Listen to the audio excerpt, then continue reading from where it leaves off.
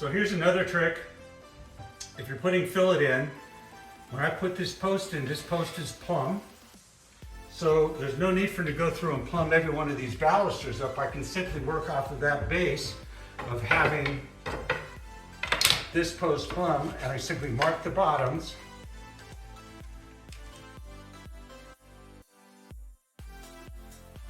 So I've done all but the wall piece of fillet.